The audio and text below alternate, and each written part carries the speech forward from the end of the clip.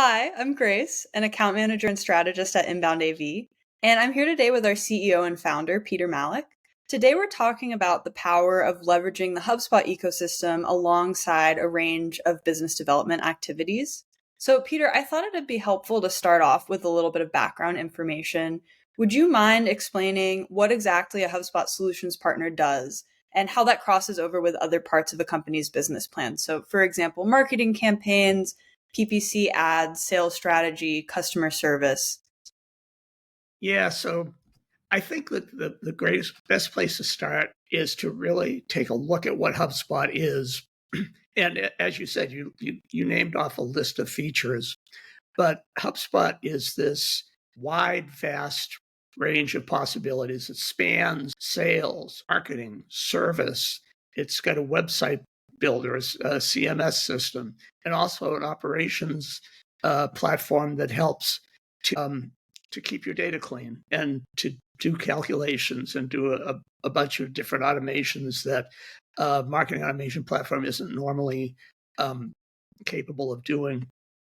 So as far as like describing what we do, it really starts with somebody coming to us, a company coming to us and having a problem. And that problem is often they want to sell more stuff. I mean, it's very often they want to sell more stuff because that's the name of the game. But it's not always. It may be just simply a company that realizes that their systems are out of date and they need to update those systems. Now, of course, at the end of the day, at the end of that road is selling more stuff. But the way companies come in can be very, very different. And consequently, while we want to be very responsive to the company's needs and the company's pain points, the most important thing for us as a company is to really understand all of the ramifications, all of the nuances of a company's request, which may include stuff that they don't even know about. So, as an example, they may come in because they want their CRM fixed, but their website, which is the main piece of real estate that's facing the world, is a big part of the problem. And so we want to uncover the complete picture as much as possible. And I think that sort of is a general thing that many HubSpot strategists, most HubSpot strategists, HubSpot partners do, because HubSpot has so much capability that to start with a limited conversation can be not optimal. Would you mind sharing a little bit more about your philosophy on approaching business development? Yeah, I think I described it in a way, but to dig a little bit deeper into it, companies are often recognize a problem. And the problem they recognize is very legitimate. It's real. But the solution that they're envisioning is often not the solution.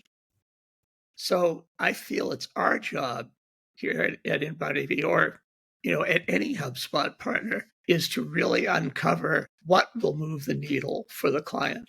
They've identified their pain point, but they may have misidentified what they want done. And so that's the challenge. Let's say you're working with a B2B business. Their primary goal is, as you say, to close more deals. That's always number one, right? What is the first thing you're going to do when you kick off a project like that? Well, I mean, really, there's a discovery phase that happens before you kick off a project. So the answer to that question is going to be determined by what we find in discovery. A really common problem that companies will come to you with is around paid ads. And what we hear over and over again, some variation of, I'm spending $10,000 a month on paid ads, on Google ads, whatever. And you know what I'm getting out of it? I'm getting zero out of it. I spent, $20,000 in the last 2 months. I got one appointment booked and that person didn't show up. And those are real situations, amazing as it may sound. It can be that bad. So in this case, it's our job to identify, well, what exactly is going wrong? And there are a number of things. It's a chain. It's a chain that starts with the search results page, where somebody sees your ad. Now they have a decision to click on it, not click on it, ignore it. And so the ad copy and the title of the ad can be an enormous driving force right there. But then the place where companies typically lose sometimes all of their momentum is when they click onto whatever the ad is sending you to, which could be a landing page, which is very focused on the ad. And it says, and the result is you want them to book a meeting. So the whole reason for that landing page is to get somebody to click, set up a meeting, and then you'll be able to get them one-to-one and actually meet them. Sometimes companies will send a Google ad traffic to your website's homepage. And in that case, the visitor has to figure out what they need to do next. They might be engaged and want to learn more, and they might not. And so that goes back to like sort of an overall user experience on not only your homepage, but your website. Mm-hmm. So that's a typical example of how somebody might present us with a problem. And in this case, there's a very prescriptive way of looking at it. And it's not rocket science, but it's a matter of making sure each chance there is to lose somebody going to the next step, that you don't lose them. So if we're looking at a B2C case, can you give an example of how e-commerce support and optimization are going to fit into a business strategy that's centralized in HubSpot? So HubSpot really shines in commerce is with companies that are selling high ticket items. There may be wholesalers.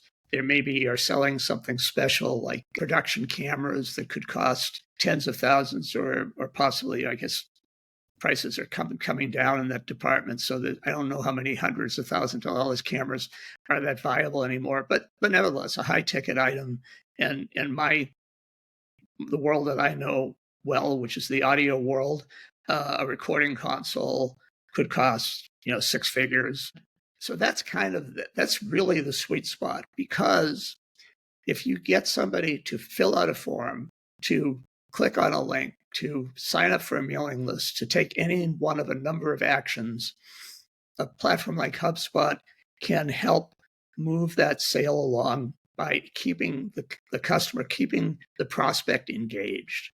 And that can happen in a number of ways. It can happen with you sending a personalized little video in an email.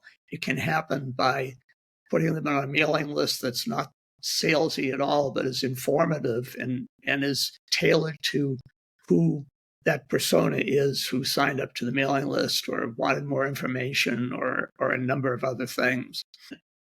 And it also can be enhanced by bringing other media into it. For instance, in HubSpot, you can run social media, and you can also run paid ads through HubSpot, which gives you, on the larger picture, the ability to accumulate and assimilate all of that data so you can learn what's working and what's not working. But on the customer level, it's more about getting yourself in front of them in a number of different ways. And, they talk about 8 or 9 touch points before somebody really pays attention to you.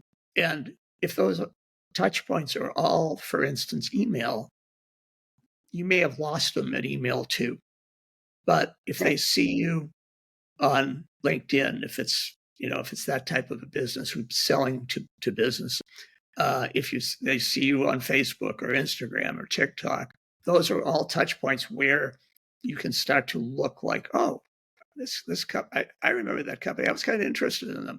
And eventually, and you could use text too if people opt into text. So there's many different medium as you can get in front of people that lessens the time to somebody actually making the leap and reaching out or accepting an invite to take it a step further. So to close out, I wanted to ask, what would your number one piece of advice be to a HubSpot user who's on that first step of the journey of unifying their business strategy? Well, the reason that HubSpot supports a partner ecosystem is simply because they find that companies, their customers, have more success with HubSpot if they engage with a solution partner. And that's simply because of the big picture of HubSpot being this gigantic platform. And also just of human nature. I mean, you may decide, I'm going to set up HubSpot, and you may in fact have all the skills necessary to set up HubSpot, but still, it's a busy world. And I can't tell you how many companies that I speak to on a regular basis who've had HubSpot for 6 months, a year, sometimes even multiple years, who aren't really even using it because it was never set up properly. So that is the number one most important thing. If you make the decision that you're going to go to a platform like HubSpot, that you have to make a commitment to get it set up so that it can work for you. Basically give it a chance to really make you money. And that's where somebody like us comes in. And you know what? If you can do it in-house and are successful at it, I think that's amazing. But through my experiences, that very, very rarely does that actually happen. Do you have anything else that you want to mention about approaching business development with HubSpot? Well, I'll get a little bit granular with you. One of the things that is becoming more and more important is for the ability for somebody, whether they're selling B2C, D2C, B2B, is to be able to reach their audience in a way that's relevant to that audience, which means that you may be selling widgets and you have a mailing list of X thousands, but everybody on your mailing list is not interested in the same widget. And I was pondering back on there was a time when you'd get this advice: don't put the word free in your email subject line because Google will identify it as spam. And I think that's probably was legitimate at the time. But now it's so much more sophisticated than that. It's more about how are you getting the message to the right person? And that shows up in Google's eyes or other email providers' eyes as that you have a decent open rate, people aren't putting you in spam, and also that your list is fresh, that you're not sending to email addresses that no longer exist. So it takes a platform that does have the ability to really segment your audience into groups of different interests, and then tailor that email to those groups. And with the ascendancy of AI and AI capabilities growing every single day, that really makes it possible to set up something where not only can you maybe segment to 5 different buckets, but you can start to segment almost on a customer by customer basis or on a customer by customer basis. So that sort of ability is what's going to make the difference between a lot of companies in 2024, 2025, and beyond, to be able to really be successful as the rules of the game keep changing. Thank you. Thank you so much for your time today. I look forward to diving more into some other HubSpot related topics in the future. Me too. Thanks, Grace.